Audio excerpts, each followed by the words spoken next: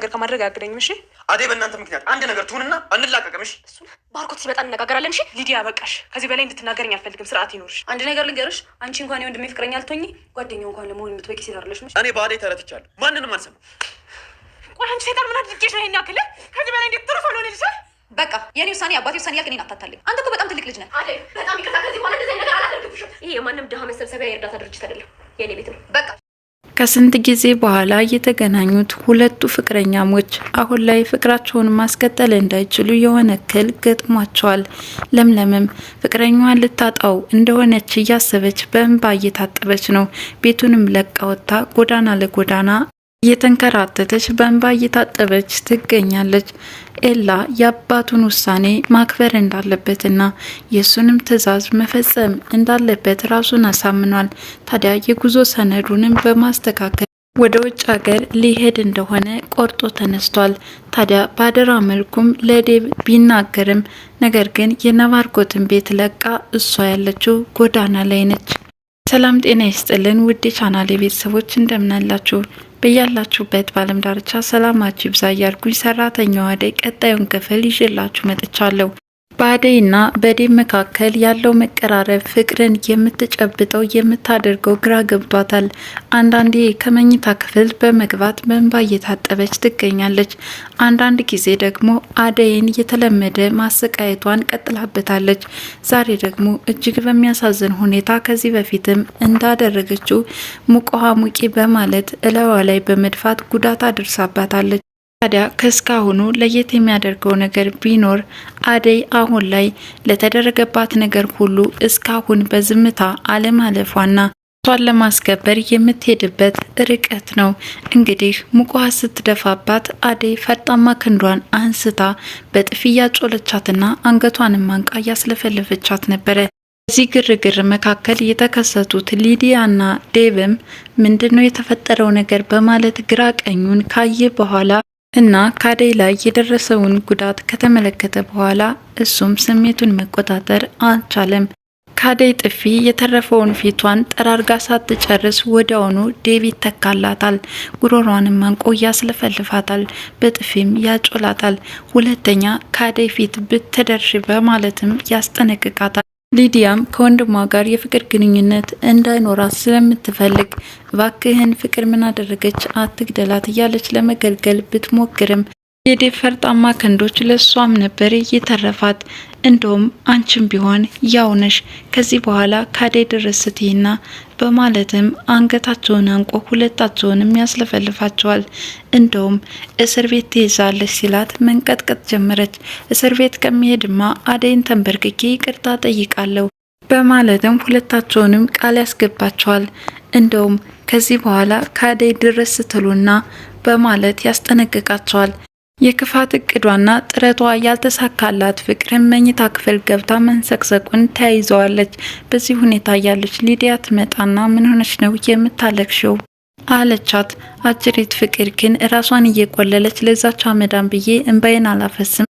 ሊዲያም ጉዳይሽ ለማንኛውም እኔ ከኤላ ጋር አብረሽኝ ትሄጅ ከሆነ ትላታለች። ይህን ጊዜ አንቺ ኤላ አትበይብኝ፣ ኤላ ደግሞ የራሱ ፍቅረኛው እንዳለውና ከልጅነቱ ጀምሮ ከለምለም ጋር ጓደኛሞች እንደሆኑ ትነግራታለች። የሁለታቸውም ጸባይ ራስ ወዳድና የሰውን ስሜት መረዳት የማይችሉ በመሆናቸው መደማመጥ አይችሉም። ኤላ ፍቅር የተለከፈችው ሊዲያ እንዴት አድርጋ ኤላን የግሏ ማድረግ እንጂ ሌላ ነገር ማዳመጥም ሆነ መስማት አትፈልግም።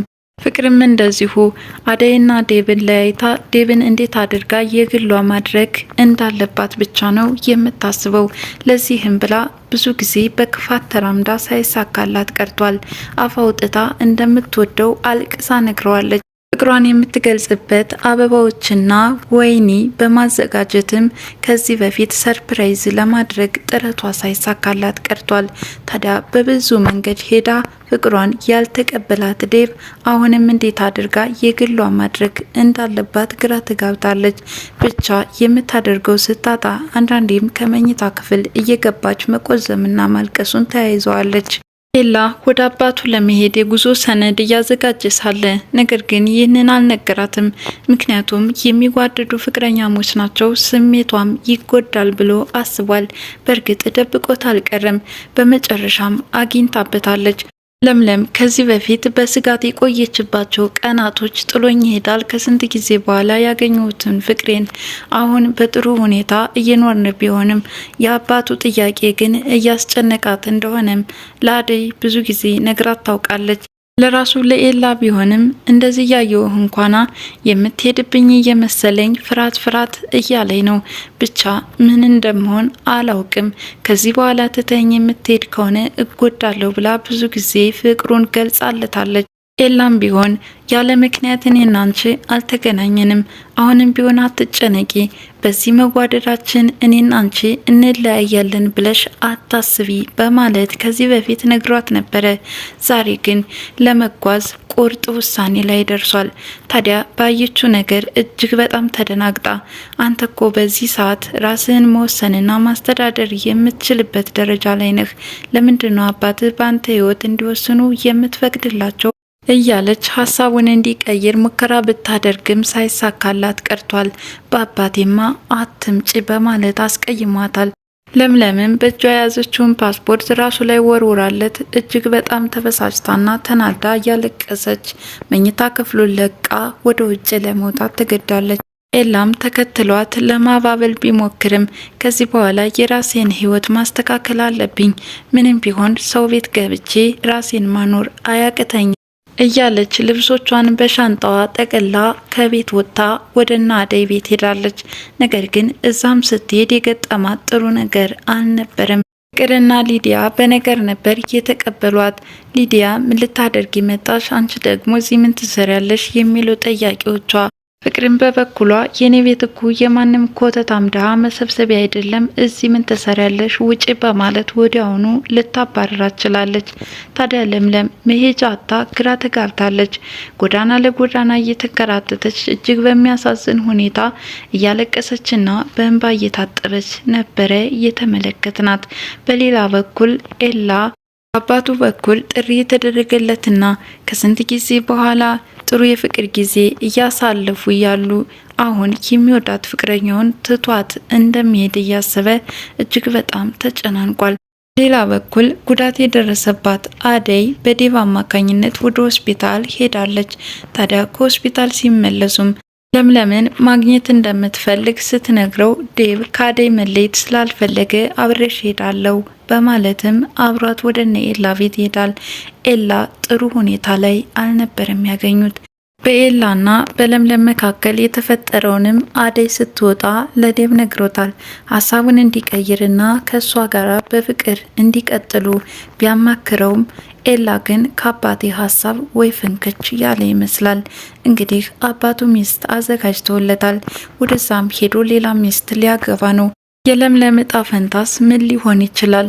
እሱ ያሰበው ግን ከነባርኮት ቤት በሰራተኝነት እንድትቀጥልና የወር ደመወዟን እሱ እየላከላት በዚህ ሁኔታ እንድትኖር ነበረ አደራ በማለት ዴቭን ያስጠነቀቀው።